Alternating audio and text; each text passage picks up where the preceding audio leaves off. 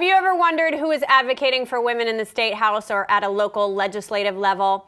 Want to know how you can share your voice with them? Well, welcome to Woman2Woman today, where we talk to inspiring women who are helping other women reach their goals and are changing traditional industries and roles in a very positive way. I'm your host, Jen Maseda. On today's show, we will be speaking with attorney and adjunct professor Margot Parrot. In November 2012, Margot was appointed as a commissioner to the Massachusetts Commission on the Status of Women by the Massachusetts Caucus of Women Legislators. She currently is the chair of the Massachusetts Commission on the Status of Women, a state-established commission charged with reviewing the status of women in Massachusetts and offering recommendations regarding policy that would improve access to opportunities and equality. Margot recently retired from her solo practice law firm located in West Tisbury, Massachusetts, and is currently an adjunct professor of law at Western New England University School of Law, teaching estate planning and elder law. That's a mouthful, but thank you for being with us, Margot. Nice to be here, Jen. So the Metro West Conference for Women is located here in the Framingham region, and it's one of a number of how many regional commissions? Well, right now we have 8 that have been appointed. However, a bill just passed recently that will make for 11 that will cover the entire state. So from border to border, we will have women's commissions. That is so fantastic, because all of these commissions roll up and support the Massachusetts the Massachusetts Commission on the Status of Women. And that's really critical to have these smaller regional pieces that inform the Massachusetts Commission, because why?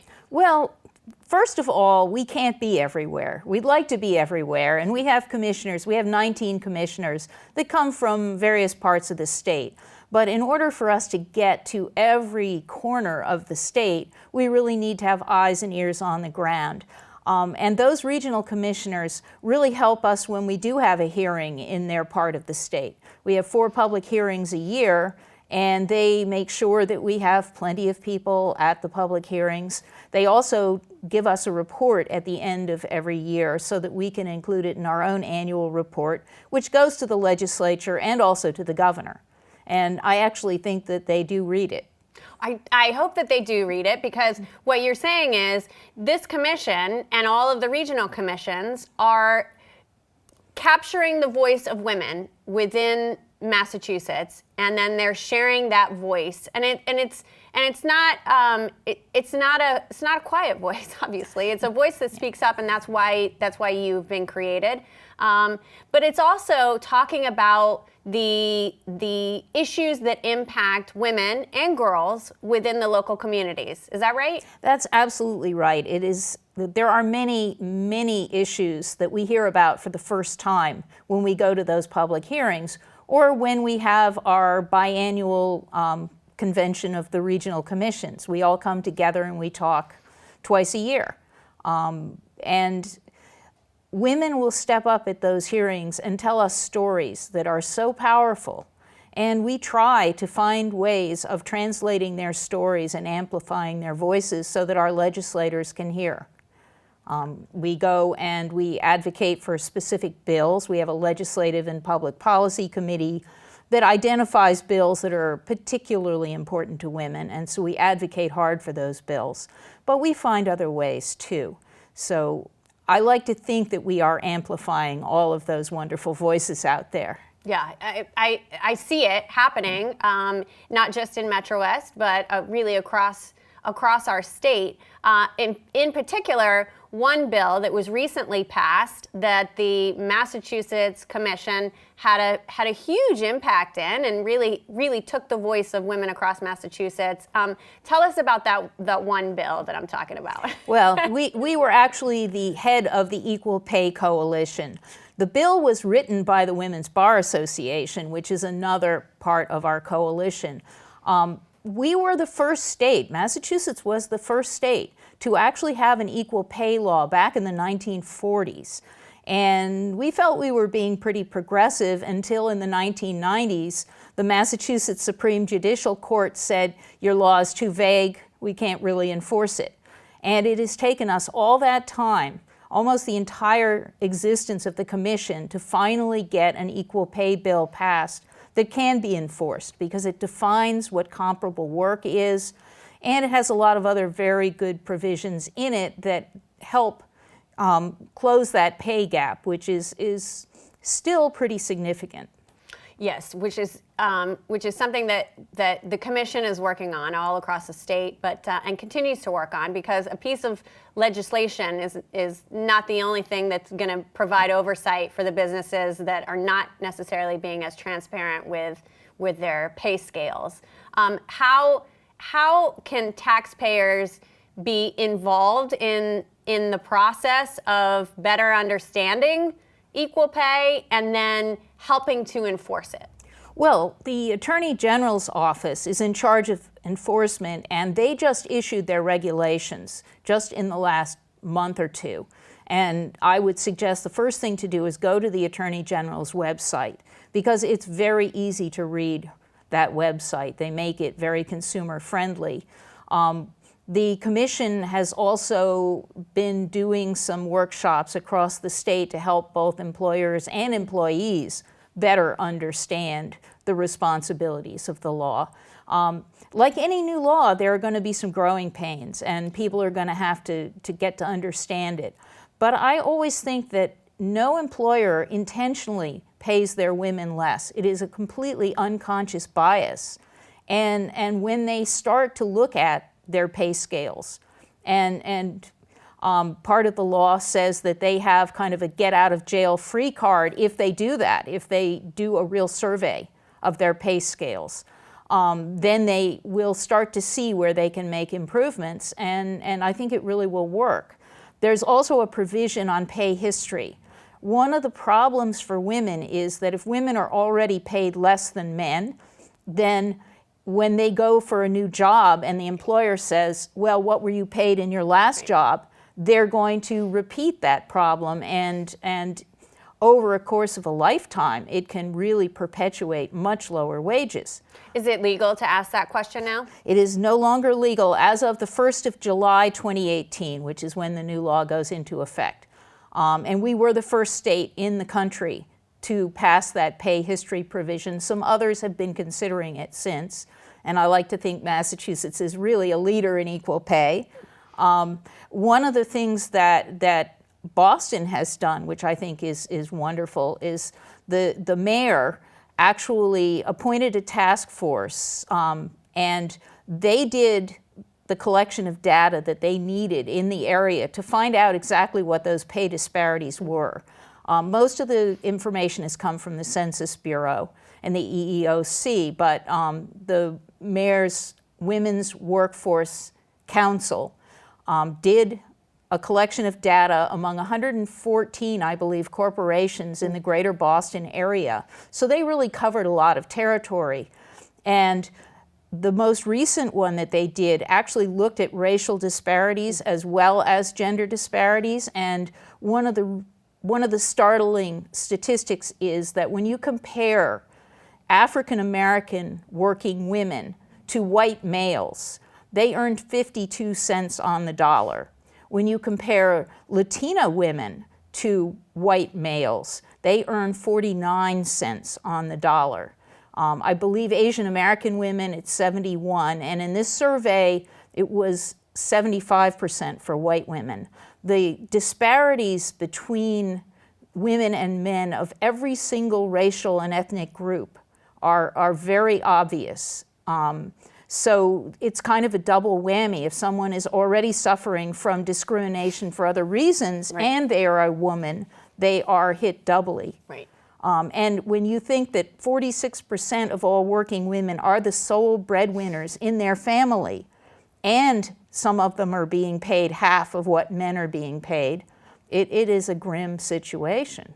Yes, and that's not that is a top priority for the commission, but there are also legislative communications that are being talked about, discussed, and created, because it's not just for working women, it's for all women. This is absolutely true. We don't have the ability to go out and advocate for every single bill that's out there. So we choose a few priority bills, but we also endorse a lot more bills. And some of our recent successes have been the Access Bill, which is a bill that would require all health insurance companies in Massachusetts to cover all FDA-approved types of contraception.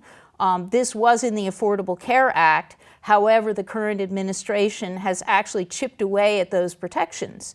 So this passed in the end of 2017, and so we will continue to have this protection in Massachusetts, and that is critical for all women. Yeah. Another bill that passed in the last legislative session was, no, actually, I guess it was this legislative session, this past summer, was the pregnancy bill. And the Pregnant Workers Fairness Act requires employers to make reasonable accommodations for pregnant women, and also after giving birth to make reasonable accommodations so that they are not expressing breast milk in the bathroom. There are some simple things that can be done and that should be done, and there's just not been a law that required it. Yeah. Well, when we come back, we're gonna talk further about also a healthy youth bill, and it's not just about bills. And I want our audience to know that there's a lot of efforts for advocacy and conversation both ways in listening and also educating. So, okay, when we come right back, we are going to be talking about a healthy youth bill that's also critical to the success of our future women in Massachusetts. So stay with us. We're back with Margot Parrot, chair of the Massachusetts Commission on the Status of Women. And in our last segment, we were talking about some of the activities of the commission relating to bills and pieces of legislation. That's not the only thing that the commission does, and we really want our guests to understand that there's a lot of advocacy and talking about what the issues are that are affecting women and girls within Massachusetts. How can these women and girls, because they also have voices and need to practice how to lean in and share their voice and become empowered, how can women get involved on a local level? There are a lot of things that women can do.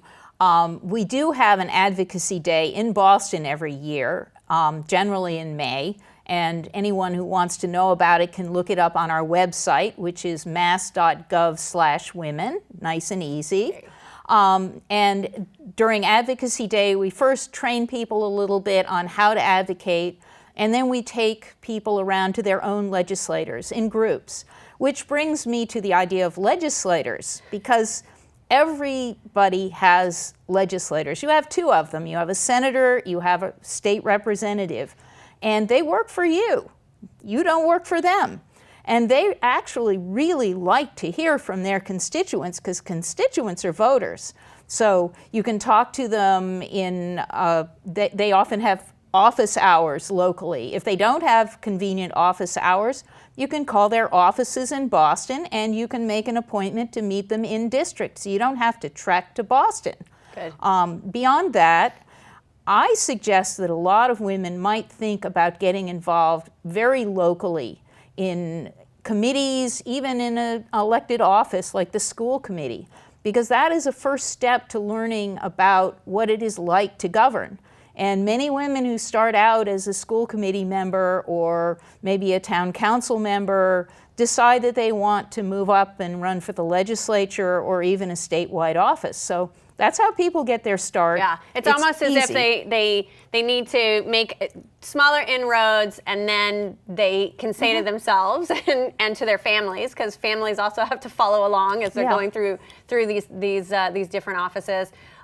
It's not quite as daunting as you might think, and I talked to a lot of women that really feel intimidated by the process, and we were talking a bit off camera that it can be intimidating because there are people, crazily enough, in 2018, that still feel as though women don't have equal place at the table, and they vocalize that. So women need to be prepared for that. But all of the commissioners, and how many did you say they're going to be after these? There will be 103 regional commissioners once the 3 new commissions are appointed. Right. So, and if you go and you speak to those local commissioners, and they will go with you, most of them, if they have time, to your local legislative office, or to, in Metro West, a lot of the legislators have coffee hours where you can go to a local cafe and maybe write your name in to be one of the local people that gets to sit with them. And I say gets to, but that's really, like you said, that's why they're there. They're there to hear from you and to better understand what is going on in your life, so that they can because their job is to share your voice and to create these bills, they can make a more effective place for themselves within the legislation. that is absolutely true. And they actually love to hear from constituents, because constituents are voters. Yes. Which leads me to another thing that everyone can do, and that is to vote, and to do it in an informed manner. Right, educate themselves. Yes, educate themselves so that they know who they're voting for. Right. Women are actually more than 50% of the population. Can you imagine if every single woman went out and voted for those candidates that are going to be supportive of women? It would be amazing. Another piece of our empowerment is that we need to have more women running for office and being elected. If we had a legislature that properly reflected the 51% of the population, then we would have a very different state, and for that matter, a very different country. So, because you were saying, what's the percentage right now of it's about women? 25%, and that's true across the country, and it's been true for many years. It might vary 24 to 27, but basically it's about a quarter of the legislature. And if you're only 1 out of 4 people, your voice is not going to be heard as loudly as it should. So support women candidates. Even if someone doesn't want to run for office themselves, they can support women candidates. And that's so important. And women are often a little bit scared to run for office. It's something new, it's different. And you can be supportive of them and help them. Sure. And it's not just being intimidated by it. It's also a financial burden to make the signs, to take time away from your family. You've got to get babysitters. Because you have to be present at all of these, different community events, so that you can get your platform out there, what it is that you believe in, and share that. That's expensive. It is, and one of my favorite bills that we just looked at and have really endorsed, because it's so important, is a bill that would allow candidates who are running for public office to use campaign funds for babysitting. Right now, they can't do that. It's considered a personal offense. It is just terrible that you see candidates dragging their children around from campaign stop to campaign stop. I know, because I've done it. How many of those candidates are men? You know what? I actually worked for a state representative candidate who had a young child that he took around to campaign events. So he some knows. of them, Somebody should vote for that guy. Right. Believe me, he was wonderful. But, yes. But it's a small percentage of legislators that are male that have to also carry around their, Yeah.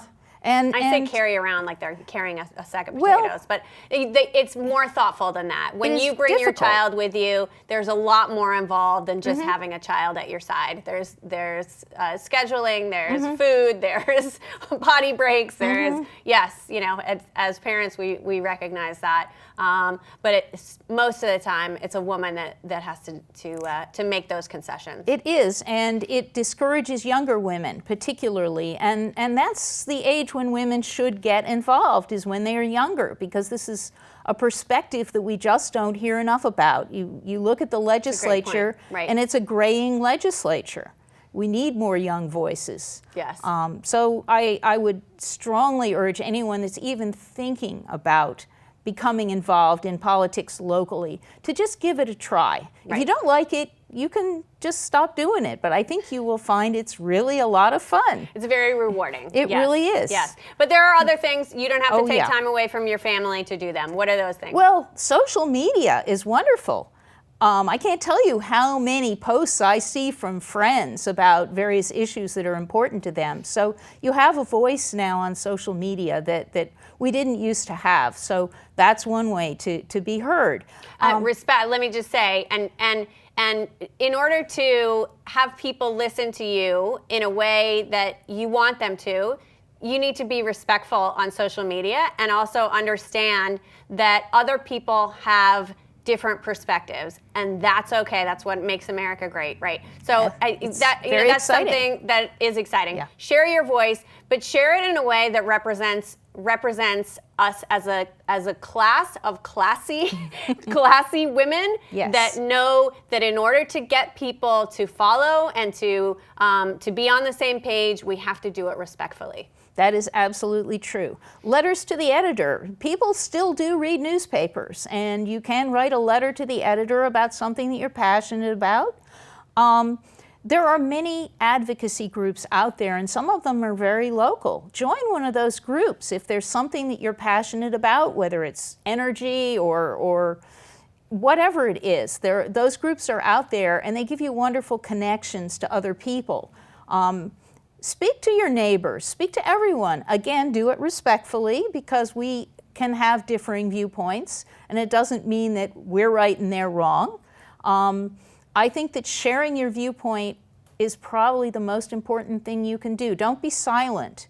You know what's funny? I feel like people think that they're alone in their opinions until they share them, and then that builds a strength. I mean, look at what's happening in our country right now. People are finally coming forward, and there's less of that stigma of being a woman and having to harbor all of these feelings and things that have been happening to us. It's our time now to open up and share that, and collectively we become stronger.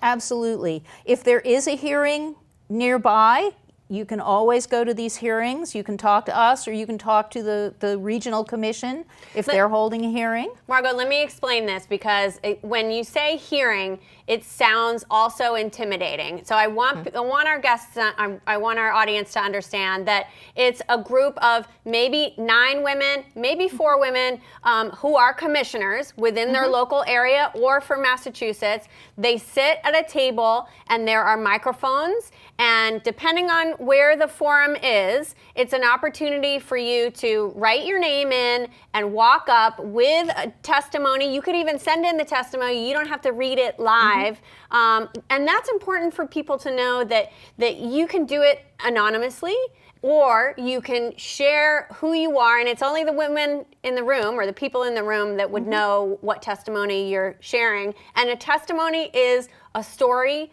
or an opinion, or it's factual, obviously, but it's something that you want to share in order to make an impact in the opinions and the attitudes of the people in the room.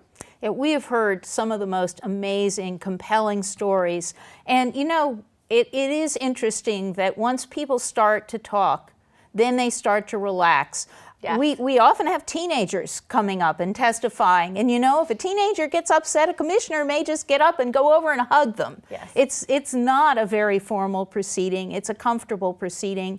We sometimes will ask questions back and try to find out more about the situation. Like when we recently had a hearing in New Bedford, and someone got up and said there's a 10,000 person waiting list for the local daycare centers. Things like that we need to know about if we're going to tell our legislators that something needs to be done. Yes. So it is a very comfortable thing to go to the hearing. And frequently, some people will stand up and testify, and then lots of other people that were sitting back there will decide, I want to tell my story too, which is really wonderful and gratifying. It's very powerful. It is. Well, Margot, we are so glad that you are the chair and that you have dedicated so much time to the Massachusetts Commission on the Status of Women, because without you and without the other state, it brings tears to my eyes, because you're so committed to women in our state and in our local region, it is what will help us all to find jobs, to find life skills, to find affordable housing, to find equal pay, to find birth control, to find on and on and on. And we're grateful that you and the commissioners are there to hear us and to share that voice. Well, it's a very gratifying thing to know that sometimes what we do actually does make an impact. So we all love it. And we call each other sisters. You should. We do. Yes, I love that. This is an exciting time for women in our nation, in our state, and in our local communities. We are making big strides in the advancement of women towards full equity in all areas of our lives. So, Margot, thank you so much for sharing the Commission's focus with us. And if you want to hear more from the Commission, please visit our She's Local blog post on our website, www.woman2woman.today, and that's Woman2Woman today. And please remember to follow, like, and subscribe to Woman2Woman Today on Twitter, Instagram, Facebook, and YouTube so you don't miss a show. Thanks to the entire team at Access Framingham, especially Shavarsh Morrissey. Thanks also to Jess Friswell, our assistant producer. I'm Jem Maseda, your host of Woman2Woman Today. Thanks for watching, everyone. See you next time, where we hope to inspire you.